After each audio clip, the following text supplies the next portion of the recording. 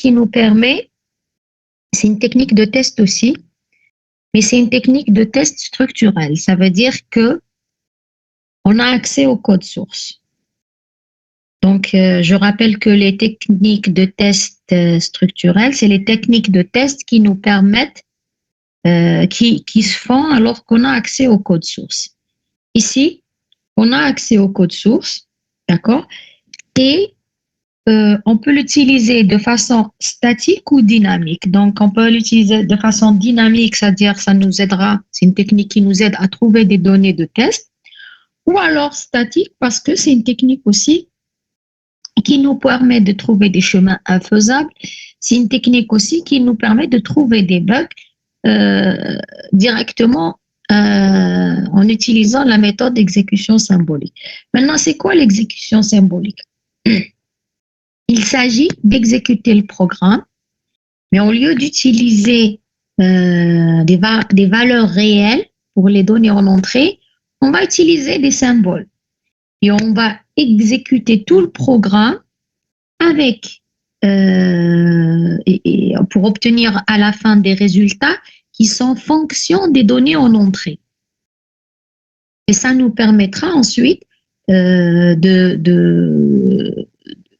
entre autres, par exemple, de trouver les données de test. Donc, la technique nous permettra de faire de façon sous format d'un arbre, ce qu'on avait l'habitude de faire, par exemple, lorsqu'on avait fait les graphes de flux de contrôle et les graphes de flux de données. Quand on devait trouver des données de test, on parcourait les conditions nécessaires pour faire un chemin particulier. Donc ici, on va mettre vraiment l'accent sur ces conditions pour partir, pour faire toutes les exécutions possibles. Donc, ce qu'on va voir ensemble dans ce chapitre, d'abord ce que c'est que l'exécution symbolique, ensuite voir la différence entre l'exécution concrète versus l'exécution symbolique. On va voir comment générer, d'abord c'est quoi un arbre d'exécution symbolique et comment le générer, et enfin les applications de l'exécution symbolique. On va voir qu'il y a 3. Donc, c'est les tests dynamiques puisqu'on peut l'utiliser pour générer des données de test. C'est les tests statiques parce que ça nous permet de détecter des chemins infaisables et identifier les bugs. Alors, l'exécution symbolique, donc c'est une technique de test logiciel qui est utile pour faciliter la génération des données de test et pour prouver la qualité du programme. L'idée clé derrière l'exécution symbolique est d'utiliser comme données en entrée des symboles, donc des valeurs symboliques au lieu des données réelles, et représenter les valeurs de sortie de notre programme en fonction des valeurs en entrée, c'est-à-dire nos symboles. Donc, en conséquence, les sorties calculées par un programme sont exprimées en fonction des entrées symboliques. Donc, on commence par un premier concept qui est le prédicat de chemin. Donc, j'ai les instructions suivantes, input Y, Z, ensuite j'ai W égale Y plus 1, X égale W plus 3, et ensuite j'ai un test, if X est inférieur à 2 fois Z, et après j'ai une autre condition, if X est inférieur à Z, d'accord. Donc, au départ, qu'est-ce qu'on définit? Ici, on a 2 données en entrée, Y et Z. Donc, on va donner à Y une valeur, par exemple, alpha, un symbole. Et on va donner à Z une valeur, par exemple, bêta. Maintenant, on va traiter notre programme en fonction de ces alphas. Donc, W, il sera égal à Y plus 1, donc alpha plus 1. Ensuite, X sera égal à W plus 3, donc alpha plus 1, qui est W, plus 3, ça nous fera alpha plus 4. Après, j'ai un test. Si X, et dans notre cas, c'est alpha plus 4, d'accord? Donc, x, je le remplace, j'aurai alpha plus 4 est inférieur à 2 fois z, on avait dit que je lui donne bêta. Voilà ce que je... Pardon. Donc, on aura l'exécution. Maintenant, à quoi ça va nous servir? En réalité, à la fin de mon programme, je me retrouverai avec des valeurs de sortie qui sont juste écrites en fonction de alpha et bêta, qui sont les valeurs symboliques de nos données en entrée. Donc, c'est ce qui nous permettra ensuite, en donnant des valeurs à alpha et bêta, de trouver des données de test. Alors, exécution symbolique versus exécution concrète. Donc ici, on commence par l'exécution réelle ou concrète. J'ai une fonction, int_foo, j'ai i en paramètre, j'ai j égale 2 fois i égale i plus plus, i égale i fois j. If i est inférieur à 1, i égale moins 1. Donc ça, c'est ma fonction. On veut la tester pour la valeur concrète qui est i égale 1. Donc, en entrée, j'aurai i égale 1, donc j égale 2. Ensuite, après cette instruction, j'aurai i égale 1, j égale 2. Là, j'aurai i égale 2, j égale 2. Donc, vous voyez bien, on est là. Et ensuite, i, puisqu'il est égal à i fois j, donc il va être égal à 4, alors que j est toujours égal à 2. Est-ce que i est inférieur à 1? Non. Donc, i était return i, on retourne 4. Donc, ça, c'est ce que j'appelle une exécution concrète. La même chose maintenant pour le même programme, si je veux faire une exécution symbolique. Donc, je vais donner à i la valeur, on l'a appelée ici i input. D'accord? Donc, ici, première instruction. Donc, j'ai i qui est égal à i input. Je vais là, il écrit i. Je vais mettre juste i, d'accord? Ensuite, j égale 2 fois i input. I qui était égal à i input, donc il sera égal à i input plus 1. La nouvelle valeur de i, ça va être i input plus 1 fois j qui est égal à 2 fois i input. Donc, i aura la valeur 2 fois i input au carré. Donc, si je distribue, donc i sera égal à 2 fois i input au carré plus 2 fois i input. Donc, voici la valeur de i arrivée ici. Maintenant, voici la valeur de i et j qui est égale à 2 fois i input. Donc, quand j'arrive ici, i, j'ai la condition if i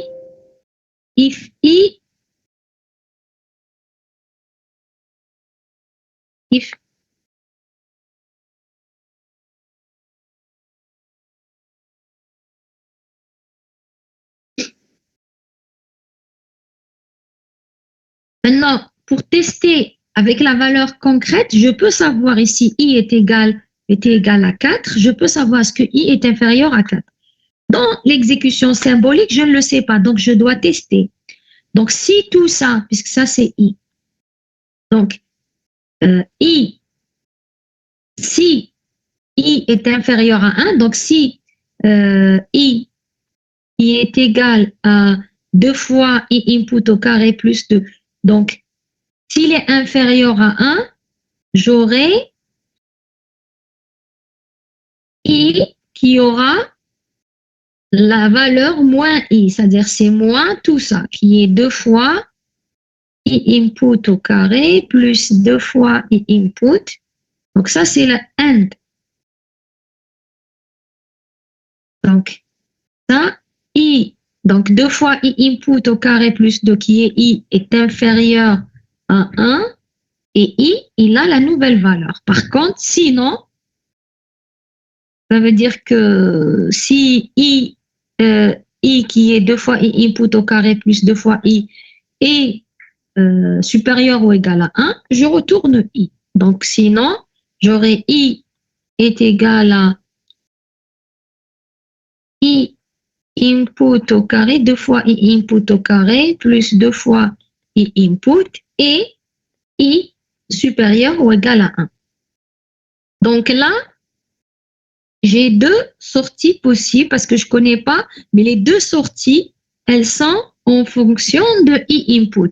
Donc, soit j'ai I est égal à moins 2 fois I input au carré plus 2 fois I input, et 2 fois I input au carré plus 2 fois I input est inférieur à 1, soit j'ai I est égal 2 fois I input au carré plus 2 fois I input, sachant que I, qui est 2 fois I input au carré plus 2 fois I input, est supérieur ou égal à 1. Donc, on arrive ici pour le test. Donc j'aurai, là, je remplace I qui était égal à 2 fois I input au carré plus 2 fois I input. Je le remplace par moins I, donc il devient moins 2 fois I input au carré, moins 2 fois I input, et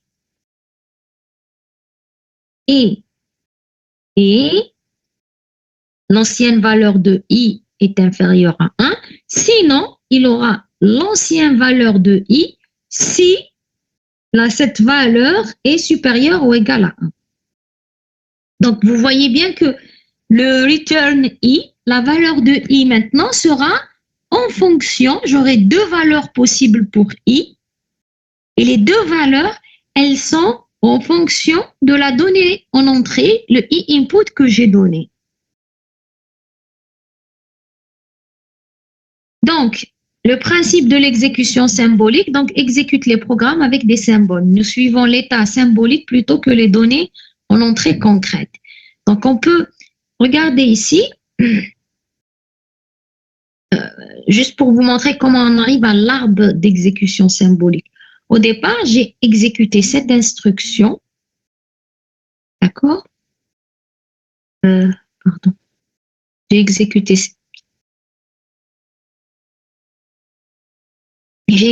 cette instruction, ensuite celle-là, ensuite celle-là. Arrivé ici, j'ai eu deux possibilités. Donc, j'ai eu deux chemins d'exécution possibles, le premier et le deuxième. Et en réalité, à chaque fois que j'aurai un if, j'aurai deux exécutions possibles. D'accord? Et c'est pour ça qu'on parle d'arbre d'exécution, c'est-à-dire que je traite tous les cas possibles et à chaque fois que j'ai un if, je vais créer deux chemins pour la condition vérifiée, la condition non vérifiée, et ça va nous donner ce qu'on appellera un arbre d'exécution de notre programme. Donc, l'exécution symbolique permet d'exécuter plusieurs chemins du programme en simultané. C'est-à-dire, on les représente simultanément. On ne va pas réellement les exécuter simultanément. Lorsque les chemins d'exécution divergent, diviser et ajouter les contraintes sur les valeurs symboliques. On verra maintenant dans un exemple ce que ça veut dire. Lorsqu'on exécute un chemin, on simule plusieurs exécutions de tests puisqu'on considère toutes les données en entrée qui peuvent prendre le même chemin. Alors, on va essayer d'exécuter ce programme. Donc, j'ai une fonction qui s'appelle f, elle a en donné x et y. Donc, disons que x, je lui donne le symbole alpha, y, je lui donne le symbole bêta. Donc, j'ai deux possibilités. Soit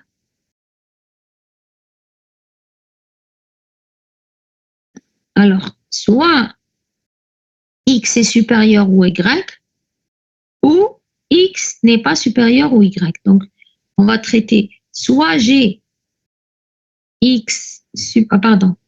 alpha supérieur à bêta, parce que je remplace x et y par alpha et bêta, soit j'ai alpha inférieur ou égal à bêta. Lorsque alpha est inférieur à bêta, je fais rien. Donc, j'aurai toujours X qui est égal à alpha et Y qui est égal à bêta. Par contre, si alpha est supérieur à bêta, donc maintenant, X, j'aurai E, donc j'ai alpha, là j'ai un E, j'ai alpha est supérieur à bêta, et X qui est égal à X plus Y, c'est-à-dire à alpha plus bêta. Ensuite, pour la prochaine instruction, j'ai toujours alpha qui est supérieur à bêta et Y qui est égal à X moins Y. Donc, Y qui est égal à X qui est alpha plus bêta moins Y moins bêta. Donc, j'aurai alpha. Et X qui est toujours égal à alpha plus bêta. J'arrive à cette instruction. Donc, j'ai toujours alpha qui est supérieur à bêta et Y qui est égal à alpha et alors X est égal à X moins Y. Donc X qui est égal à alpha plus bêta moins Y qui est alpha. Donc j'aurai X égale bêta. Donc après on a la question, est-ce que X moins Y est positif? On est dans le cas où alpha, donc pour répondre à cette assertion ou à cette assertion, j'ai ici alpha supérieur à bêta. Donc X moins Y, ça deviendra bêta moins alpha. Donc la question, est-ce que c'est supérieur à 0?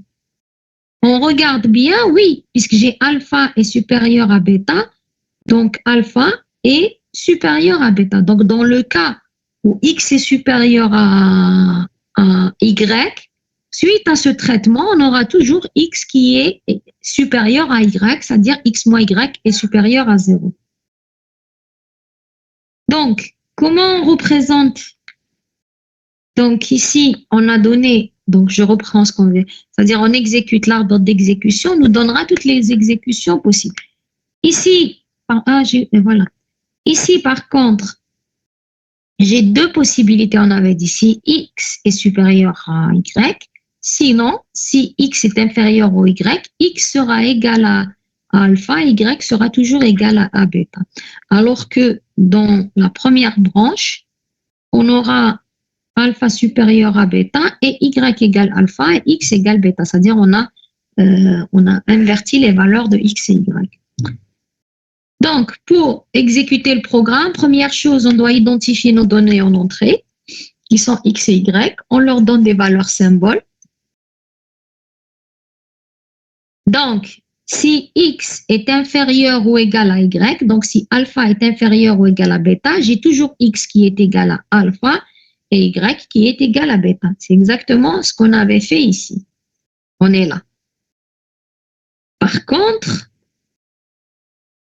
si X est supérieur ou égal à 0, est supérieur strictement à Y, donc ce qui veut dire si alpha est supérieur à bêta, la première instruction, X sera égal à alpha plus bêta, Y égale bêta. Instruction suivante, X est toujours égal à alpha plus bêta, Y égale alpha. La dernière instruction, X égale bêta, Y égale alpha.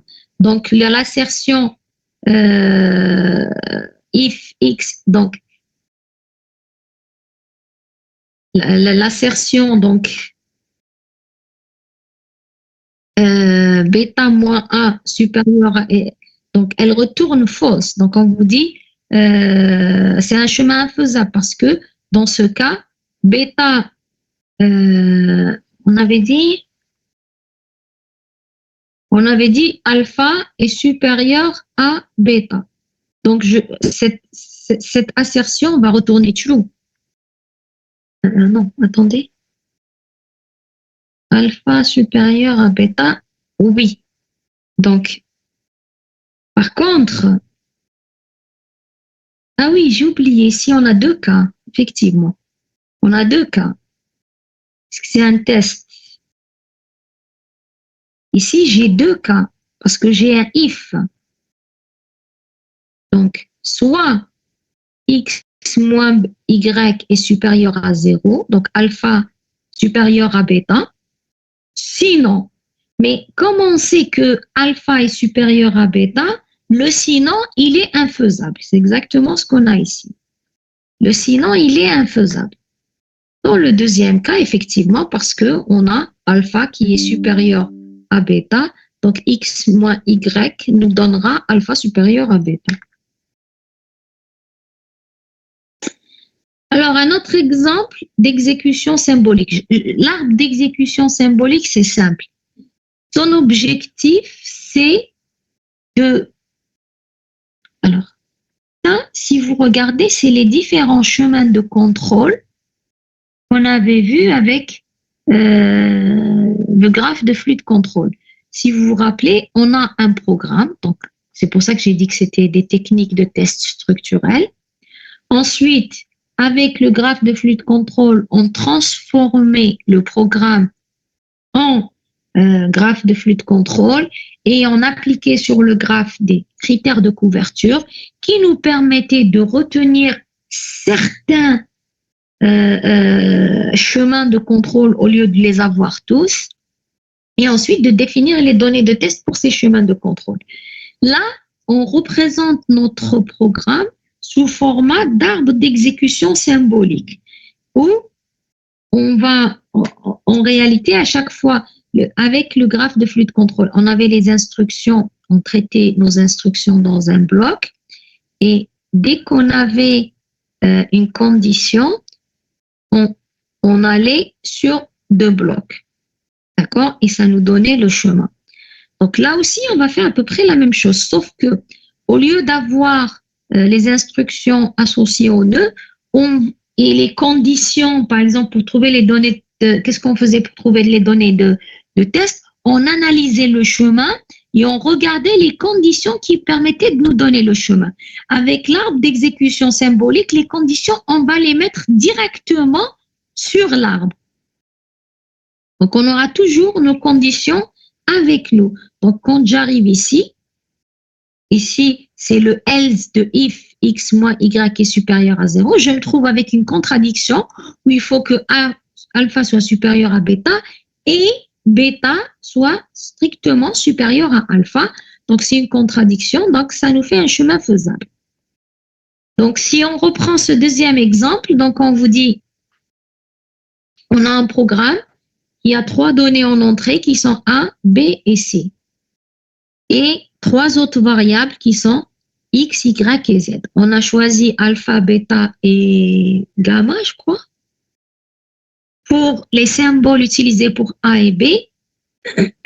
Et on commence à exécuter notre programme. Donc, au départ, on a A égale alpha, B égale bêta, C égale, j'espère que c'est gamma, je ne me rappelle plus le nom de ce symbole.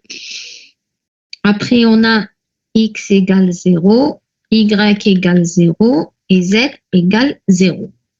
Maintenant, on a 2 cas. On a soit A, c'est-à-dire A égale vrai ou égale à 1, donc alpha, soit not alpha. Maintenant, dans le cas où alpha, j'ai x égale moins 2. Donc alpha et x égale moins 2. Par contre, dans le cas de moins alpha, j'ai toujours x égale moins 2, y égale 0 et z égale 0. Là, j'ai x égale 0 et y égale 0 et z égale 0. Donc, on a exécuté le programme jusqu'ici. On arrive maintenant à la partie de bêta. Mais on doit le faire pour les 2 cas. Parce que alpha soit vrai ou pas, dans les 2 cas, on va tester B. Donc, j'aurai ici 2 cas. Même chose ici. Donc, j'ai soit ici alpha, le cas où alpha et bêta est inférieur à 5 et x égale moins 2 et y égale 0 et z égale 0, ou alors j'ai alpha et bêta non, pas inférieur, supérieur ou égal à 5.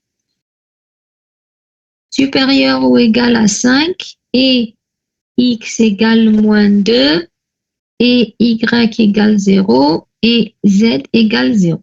Même chose ici, donc j'ai tout ça et bêta est inférieur à 5 ou bêta est supérieur ou égal à 5. Donc j'ai le cas où j'ai non alpha et x égale 0 et y égale 0 et z égale 0 et bêta inférieur à 5. Dernier cas, j'ai toujours notre alpha et x égale 0, y égale 0, z égale 0 et bêta supérieur ou égal à 5.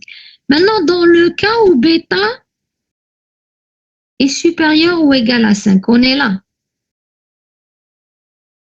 On est là, on vérifie est-ce que x plus y plus z est différent. Ce programme, on nous demande de vérifier est-ce que x plus y plus z est différent de 3, quelles que soient les valeurs de a, b et c. Donc, on a x égale, pour le cas où bêta est supérieur ou égal à 5, le programme s'arrête ici, puisqu'on sort. D'accord? Le programme s'arrête ici. Donc, je vais vérifier, j'ai x égale moins 2, y égale 0, donc x plus y plus z me donnera moins 2. Il est différent de 3. Donc ici, c'est true, l'assertion est vraie. Là aussi, j'ai x égale 0, y égale 0, z égale 0. Donc lorsque bêta est supérieur à 5, lorsque notre alpha et bêta est supérieur à 5, mon assertion aussi était true. Maintenant, on va voir le cas lorsque bêta est inférieur à 5. Donc, on a deux cas. Donc, soit j'ai la condition notre alpha et c est égale à vrai, soit elle est égale à fausse. Donc, j'ai deux cas ici. Donc, j'ai tout ça plus la nouvelle condition. Donc, j'ai alpha et bêta inférieur à 5 et x égale moins 2 et y égale 0 et z égale 0 et on a notre alpha et on l'a appelé gamma ou sigma, je ne me rappelle plus comment il s'appelle. De l'autre côté, on a toujours la même condition et la négation de cette condition. Donc j'ai alpha et bêta inférieur à 5 et x égale moins 2 et y égale 0 et z égale 0 et... Ah non, pardon, ici lorsque la condition est vérifiée, y est égal à 1. Donc x égale moins 2, y égale 1 et j'ai la condition notre alpha et gamma qui est égale à vrai. Ici, par contre, lorsque cette condition n'est pas vérifiée, j'ai toujours y qui est égal à 0 et on avait dit, alors la négation de cette condition, c'est alpha ou notre C, ou notre sigma. Une seconde.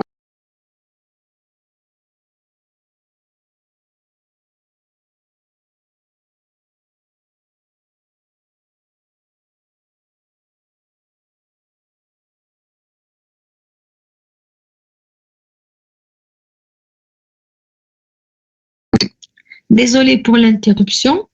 Donc, on termine cette partie. Donc, après, on est là. Donc, j'ai deux cas. Soit notre alpha et C égale, est égal à vrai. Donc, j'ai Y égale 1. Après, dernière instruction, j'ai Z égale 2. Donc, j'aurai ici, alors, on va l'écrire tout. Alors, j'ai alpha et donc je reprends tout ça, plus Z égale 2. Donc, alpha et alpha. Oh.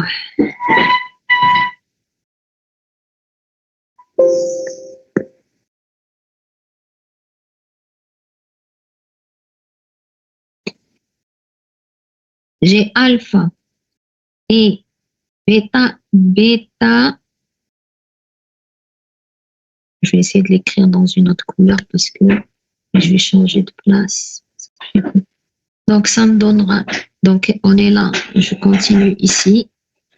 J'ai alpha et bêta inférieur à 5 et x égale moins 2 et y égale 1 et z égale 2.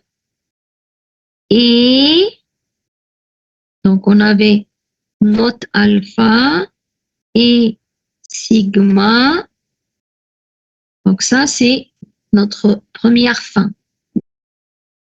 Ici,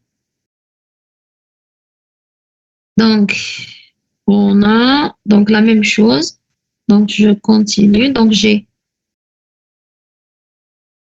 alpha et bêta inférieur à 5 et x égale moins 2 et y égale 0 et z égale 2. Et alpha ou notre sigma ou gamma. On regarde ici, donc on avait, ici on est là, on était à bêta inférieur à 5. Donc je fais la même chose, j'exécute cette instruction. Donc j'ai deux cas. Soit notre alpha et sigma est égal à vrai, sinon elle est égale à fausse. Donc j'ai notre alpha et x égale 0. Donc si la condition est égale à vrai, y égale 1. Et y égale 1 et z égale 0 et bêta est inférieur à 5 et notre alpha et sigma. De l'autre côté, donc, on passe au cas où cette condition est différente de 0. Donc, la valeur de y ne change pas. Donc, j'aurai notre alpha et x égale 0, y égale 0, z égale 0 et bêta est inférieur à 5. Et alors, la négation de cette condition, c'est alpha ou notre sigma. Et bien sûr, lorsque j'exécute la deuxième instruction, donc vous voyez bien que c'est notre programme et on a essayé d'exécuter tous les chemins en parallèle. Donc là, c'est l'instruction z égale 2. Donc j'aurai notre alpha, donc c'est tout ça avec z égale 2. Donc notre alpha et x égale 0 et y égale 1 et z égale 2 et bêta inférieur à 5 et notre alpha ou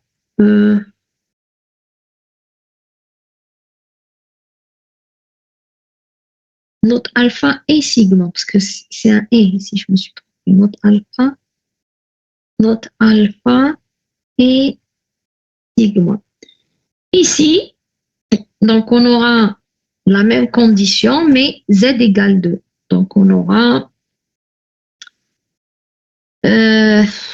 notre alpha, je ne vais pas le réécrire.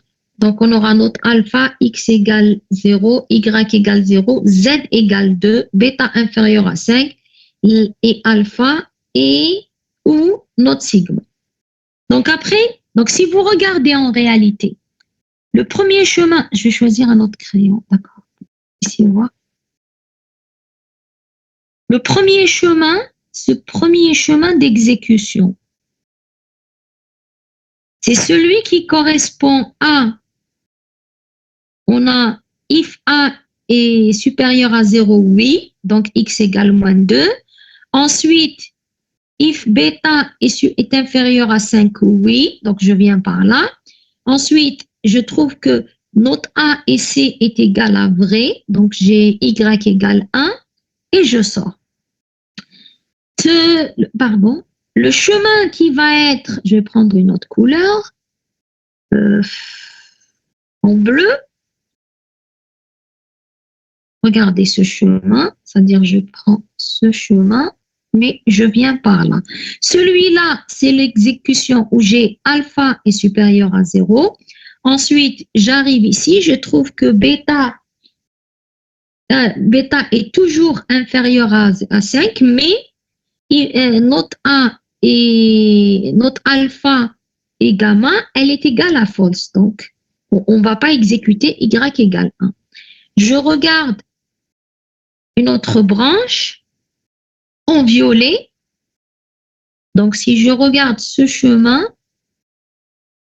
donc c'est le chemin où j'ai toujours if A égale à vrai, elle est égale à vrai, donc j'ai x égale moins 2. Ensuite, lorsque je viens tester est-ce que bêta est inférieur à 5, je trouve que la condition est égale à false, je sors. Et ainsi de suite. Donc, ce programme, ensuite, là, on a l'exécution lorsque if A est égal à false, mais bêta est inférieur à 5.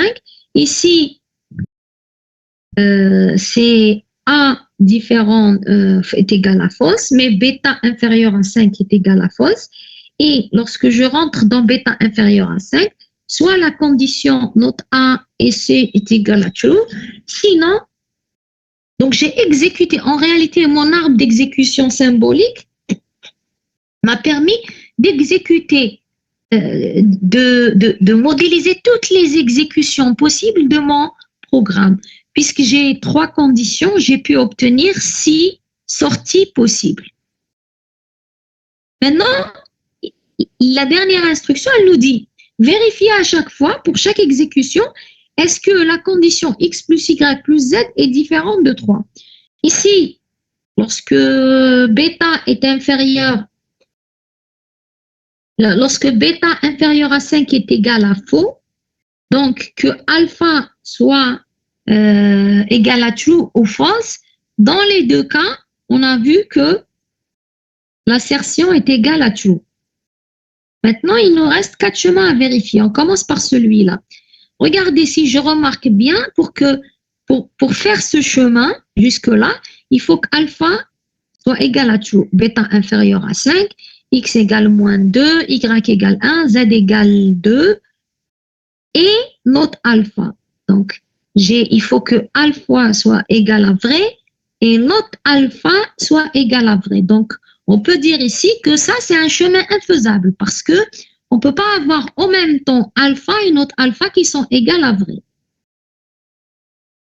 Pour la deuxième possibilité, donc lorsque j'ai alpha et bêta inférieur à 5 et x égale moins 2 et notre alpha ou notre sigma. Donc, pour pouvoir faire ce chemin, il faut que j'ai alpha et notre sigma qui est égal à vrai. Dans le cas où alpha est égal à vrai et notre sigma est égal à vrai, j'ai x qui est égal à moins 2, y0, z égale 2, donc ça nous fait 0, il est différent de 3. Donc là aussi, l'assertion est égale à true pour cette exécution qu'on peut avoir lorsque alpha est égal à true et notre sigma. On va voir ce cas. On a notre alpha, x égale 0, y égale 1, z égale 0, bêta est inférieur à 5. Ah, j'ai oublié ici. Et il faut que j'ai alpha et bêta inférieur à 5 et notre sigma. Parce qu'on a 3 variables, alpha, bêta et sigma. On avait dit que nos sorties, nos conditions, elles doivent être en fonction de nos variables en entrée.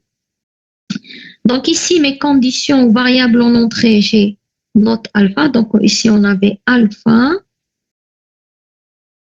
Donc on avait dit pour avoir ce chemin, j'ai alpha, bêta inférieur à 5, si j'ai alpha égale true, bêta inférieur à 5 et notre sigma égale true, donc je peux considérer alpha true, puisque c'est un entier, true est équivalent à 1. Donc il faudrait que alpha soit égal à 1, bêta inférieur à 5 et sigma différent de 1. Ici, j'ai notre alpha, j'ai bêta inférieur à 5 et j'ai notre alpha et sigma. Donc, pour pouvoir faire ce chemin, il faut que notre alpha soit égal à vrai, bêta inférieur à 5 et sigma égal à tout. Qu'est-ce que j'ai en sortie? J'ai x égale 0, si je ne me suis pas trompée, hein. X égale 0, y égale 1, z. Là, c'est false parce que j'ai x plus y plus z est égal à 3. Donc, lorsque le cas, parce que l'assertion, on veut vérifier si elle est vraie, quelles que soient les valeurs de alpha, bêta et sigma. Donc, on voit bien que si notre alpha est égal à true, bêta inférieur à 5 et sigma égale true, l'assertion est fausse. Donc, il existe des cas pour lesquels cette assertion est fausse. Dernier, on a notre alpha. Donc, on a notre alpha et bêta inférieur à 5. Alors, ici, j'ai alpha ou notre sigma. Je pense que je me suis trompée quelque part. Hein.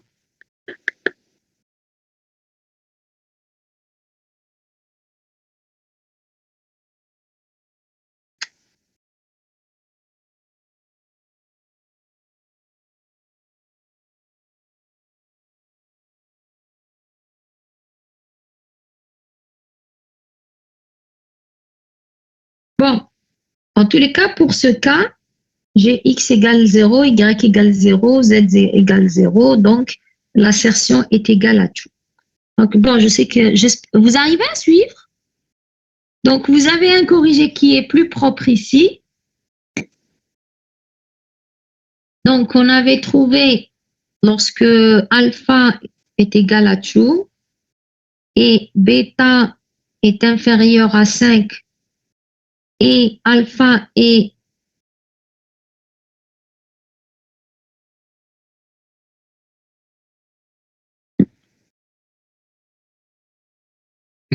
alpha, on avait dit lorsque le premier chemin c'était alpha et bêta inférieur à 5 et ensuite on avait regardé la condition notre alpha et c.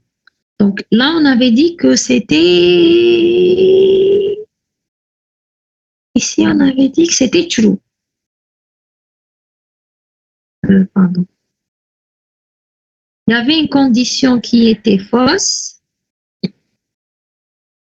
Donc, on avait dit lorsque notre alpha et bêta, alors, notre alpha, où est-ce qu'elle est? Fausse. Notre alpha et bêta inférieur à 5 et sigma. Pardon. Notre alpha et bêta inférieur à 5 et sigma. Donc, on avait dit false. Les cas où bêta est supérieur ou égal à 5, false, c'est toujours, on avait trouvé true. Après, ici, on avait trouvé un cas qui était true, celui-là, et un cas qui était false. Ici, il manque parce qu'on aurait dû terminer les deux cas. L'un est true, l'autre est infaisable. Donc, application de l'exécution symbolique. Comment j'utilise l'exécution symbolique? Alors, on avait trouvé qu'un chemin était infaisable. Donc, c'est toujours le même exemple. Donc, on avait trouvé que où est-ce qu'il était le chemin infaisable? Oui. Ce chemin-là, on avait dit qu'il était infaisable. Pourquoi? Parce que pour pouvoir partir de ce point pour arriver ici, il fallait en même temps avoir alpha égale true et notre alpha égale true. Donc, l'arbre d'exécution symbolique nous permet d'identifier les chemins infaisables. D'accord? On avait identifié ici un chemin infaisable qui était celui-là.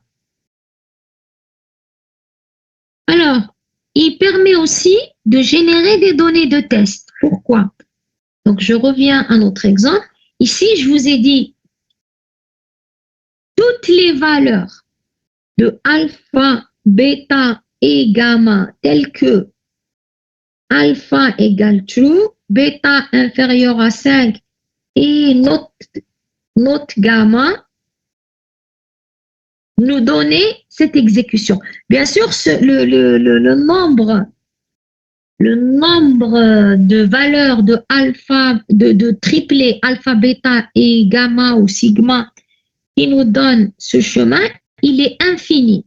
On peut parler de classe d'équivalence. Ici, les données qui me donneront chaque chemin d'exécution, rappelez-vous, une classe d'équivalence, on avait dit, c'est toutes les données en entrée qui me donnaient le même comportement. Donc, tous les triplés où alpha est égal à alpha, c'est-à-dire là on parle après de A, B et C, hein, d'accord? On utilise les symboles, mais à la fin on donne des valeurs à A, B et C. Donc, tous les triplés où alpha est égal à vrai, bêta est inférieur à 5 et sigma, notre sigma est égal à vrai, me donneront ce chemin. Il suffit que je prenne une valeur pour alpha, bêta et sigma qui vérifie cette condition pour avoir une donnée de test. Donc, chaque chemin de mon arbre correspond à ce qu'on avait, c'est l'équivalent d'un chemin de contrôle dans le graphe de flux de contrôle. Donc, il définit un ensemble de données de test qui, donc, il y a un ensemble, pardon, il définit pas, il y a un ensemble de données de tests possibles pour parcourir ce chemin. Donc, cet ensemble, donc chemin, le chemin ici correspond à un chemin de contrôle dans le graphe de flux de contrôle. Il correspond à une classe d'équivalence en termes de données, si je fais le parallèle avec l'analyse partitionnelle, et il correspond à un comportement dans notre spécification, à une exécution dans notre programme. Donc ici, j'ai un ensemble de valeurs alpha, bêta et sigma qui sont des valeurs symboliques de A, B, C qui peuvent me donner ce chemin. Je prends une donnée de test. Donc, c'est comme on avait vu avec le graphe de flux de contrôle, quand on trouvait un chemin, on avait plusieurs valeurs de test possibles, ou données de test possibles, pardon, on choisissait une donnée de test. Même chose lorsqu'on avait fait l'analyse partitionnelle. Quand on définissait une classe d'équivalence qui était l'ensemble des données de test qui me donnaient le même comportement, on choisissait un. Bon, l'analyse partitionnelle, son problème, c'est que bon, elle définit des conditions sur chacune des données en entrée. Là aussi, il n'y a pas de problème, c'est la même chose. Là aussi, on a défini des conditions sur nos données en entrée telles que il faut que alpha soit égal à true ou A égale true, B, notre variable B inférieure à 5 et notre C. Si vous voulez parler en termes d'exécution de A, B et C qui sont nos données en entrée. Donc, il nous permet, donc ici par exemple pour le premier chemin, il suffit d'avoir A égale 1, puisque alpha égale 1, bêta inférieur à 5, 1. Le deuxième chemin, alpha égale 1, bêta supérieur égale à 5, 6. D'accord? Et pour sigma, on avait dit qu'il fallait que ça soit égal,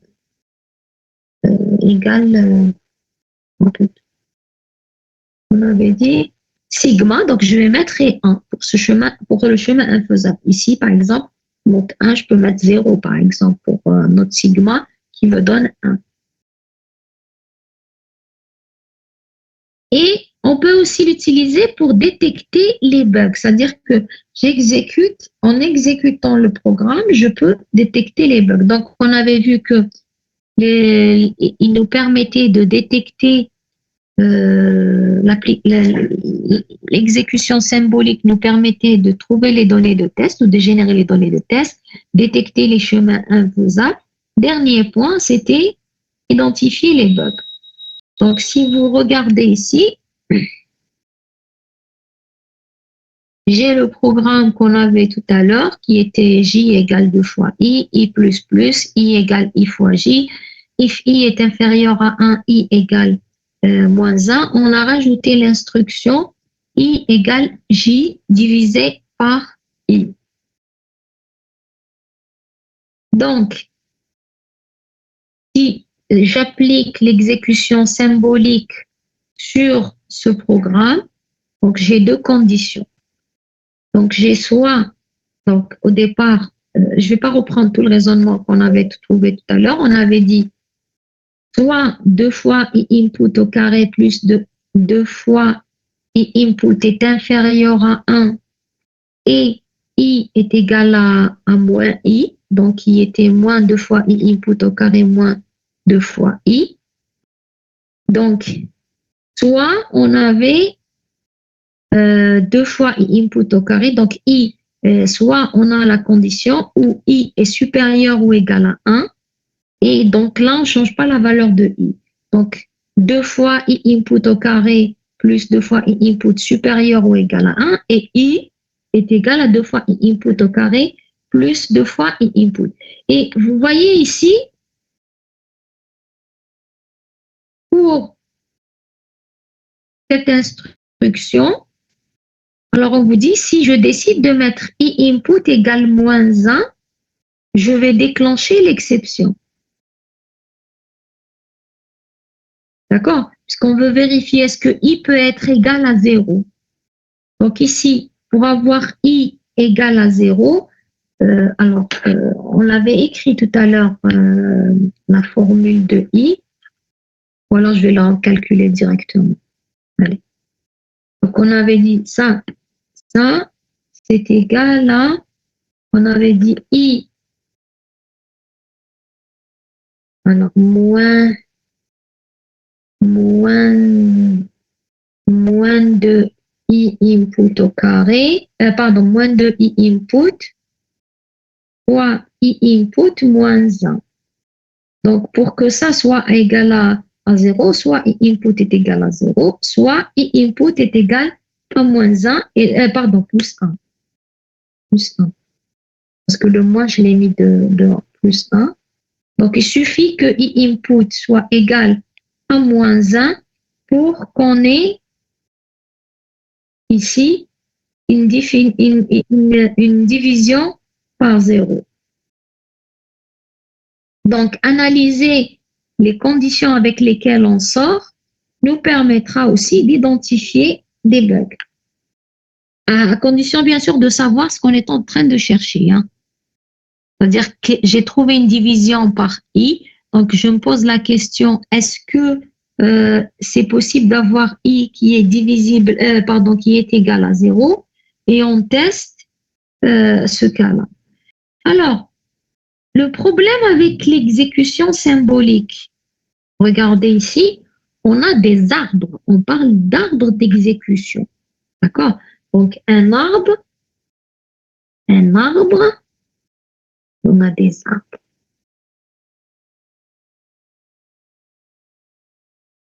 Le problème avec l'exécution symbolique, c'est que je ne peux pas avoir des cycles, je ne devrais pas avoir des cycles. Le programme qu'on vient de voir ici ne contient pas de boucles. Donc, cette technique ne s'applique, c'est pas qu'elle ne s'applique pas. En tous les cas, telle qu'elle a été décrite ici, elle ne s'applique pas sur les programmes qui contiennent des boucles. Donc, la première limite de l'exécution symbolique, la première limite, c'est les boucles. Parce que dès que j'ai une boucle veut dire que j'exécute une instruction, ensuite je recommence. Le problème avec la boucle, c'est que je ne sais pas quand est-ce que je peux sortir. C'est-à-dire à chaque fois, je teste. Donc, j'aurai des arbres infinis. Je vais modéliser un programme. Moi, j'ai une donnée en entrée. Je ne connais pas le nombre d'itérations je suis obligée de tester à chaque fois. Donc, ça me donne des boucles. Donc, et l'explosion des chemins d'exécution, c'est le fait que je peux avoir beaucoup de conditions. Ici, par exemple, pour ce simple exercice, on s'est retrouvé avec 6 chemins d'exécution en parallèle. Donc, mais je peux me retrouver quand il y a beaucoup de conditions avec beaucoup de chemins d'exécution. Donc, bon, ça ne fait pas partie du périmètre de ce chapitre ou de ce cours de décrire les solutions qui ont été proposées, par exemple, pour contourner le problème des boucles, parce que on peut pas se permettre de créer une méthode qui ne marche que sur des programmes sans boucle. Donc, des techniques ont été proposées pour pouvoir utiliser l'exécution symbolique sur des programmes qui contiennent des boucles. Bon, pour l'instant, ça ne fait pas partie du périmètre de ce cours, mais sachez juste que on ne s'est pas arrêté ici pour l'exécution symbolique, d'autant plus qu'elle revient beaucoup à la mode dans l'utilisation des tests. Alors, ceci termine le chapitre sur l'exécution symbolique. Donc, on aura une série là concernant on aura une série qui concerne l'exécution symbolique après la série la série actuelle sur l'analyse partitionnelle des domaines de définition des données en entrée. Est-ce que vous avez des questions sur ce qu'on a présenté aujourd'hui?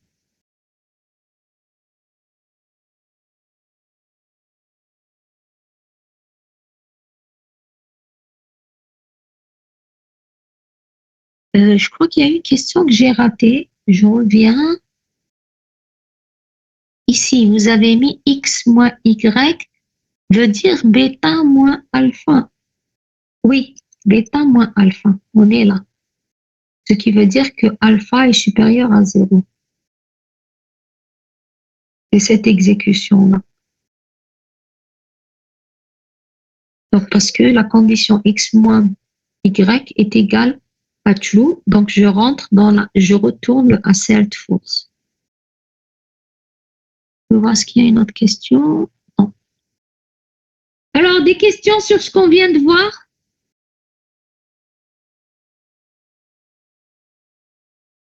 Pas de questions? On arrête ici?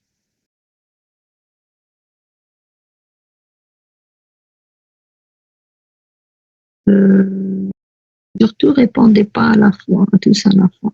Ok, si vous n'avez pas de questions, on arrête. Madame, ici. s'il vous plaît, j'ai une question, mais monsieur pour le cours. C'est pour l'interrogation. Est-ce qu'il y aura une interrogation ou pas? Je sais pas. Je sais pas encore.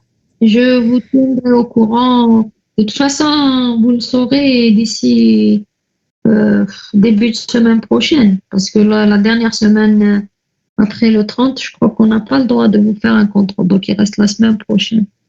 Je sais pas Oui, parce encore. que la dernière semaine, la plupart du temps, sur la plupart des qui me le cours, ils étaient en ligne. C'est ça.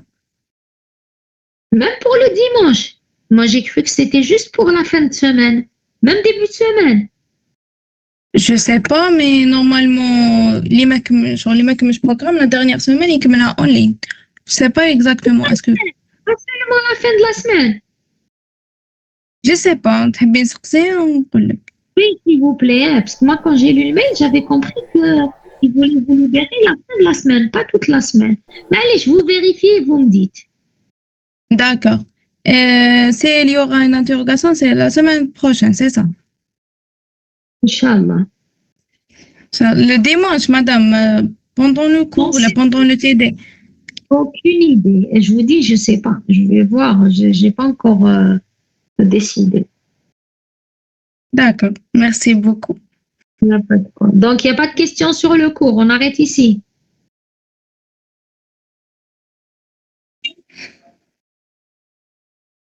Très bien. Merci pour votre attention. Au revoir. Merci.